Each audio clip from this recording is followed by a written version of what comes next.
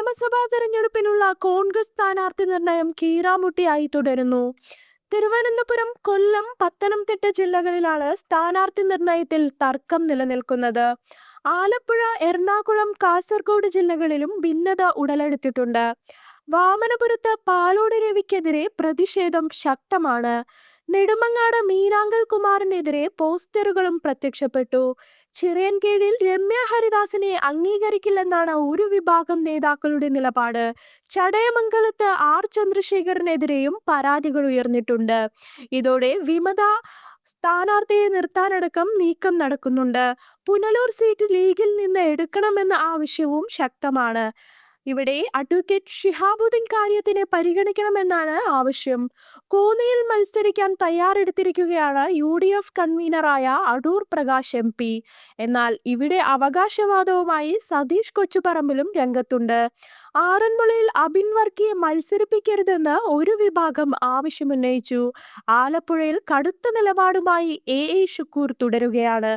അതേസമയം അമ്പലപ്പുഴയിൽ സുധാകരനെ പിന്തുണയ്ക്കുന്നതിൽ കോൺഗ്രസിൽ അതൃപ്തി കടുക്കുകയാണ്. തൃക്കരിപ്പൂരിൽ ജോമോൻ ജോസിനെതിരെ DCC രംഗത്തെത്തിയിട്ടുണ്ട്. ജോമോൻ ജോസിനെ മത്സരിപ്പിക്കരുതെന്നാണ് DCC നിലപാട്. കണ്ണൂരിനെ ചൊല്ലി മുതിർന്ന നേതാവ് K സുധാകരൻ കൂടി ഇടഞ്ഞതോടെ സ്ഥാനാർത്ഥി നിർണയത്തിൽ ആശയക്കുഴപ്പം തുടരുകയാണ്. പെരുമ്പാവൂരിൽ സീറ്റിംഗ് MLA ഏദോസ് കുന്നപ്പള്ളി സീറ്റ് ഉറപ്പിച്ചു. പ്രതിപക്ഷ നേതാവ് VD സതീശനും രമേശ് ചെന്നിത്തലയുമാണ് എൽദോസിനായി സമ്മർദ്ദം ചെലുത്തിയത്.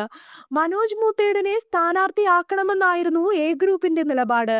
അതേസമയം കൊച്ചിയിൽ മുഹമ്മദ് ഷിയാസിന്റെയും ദീപ്തി മേരി വർഗീസിന്റെയും പേരുകളാണ് സജീവ പരിഗണനയിലുള്ളത്. വൈപ്പിനിൽ മനു ജേക്കബിനാണ് പ്രഥമ പരിഗണന. അതേസമയം CPI വിട്ട CC മുകുന്ദനുമായി രഹസ്യ കൂടിക്കാഴ്ച നടത്തി തൃശൂർ മുൻ DCC പ്രസിഡന്റ് ജോസ് വള്ളൂർ. ഇന്ന് രാവിലെ ഡൽഹിയിലെ കേരള ഹൗസിലായിരുന്നു കൂടിക്കാഴ്ച.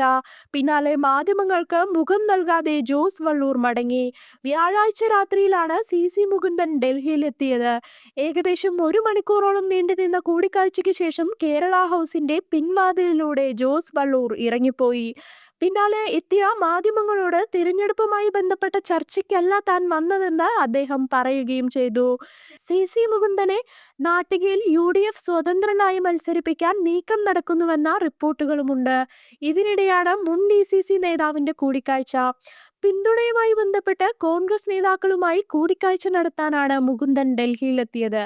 അതേസമയം കോൺഗ്രസിന്റെ തീരുമാനം വൈകുന്നതിനിടെ 3 ദിവസം കാത്തിരിക്കാനും മറുപടി അനുകൂലമല്ലെങ്കിൽ തന്നെ പിന്തുണയ്ക്കുന്നവരോട് യോഗം വിളിച്ചു ചേർക്കാനുമാണ് CC മുകുന്ദന്റെ ആലോചന.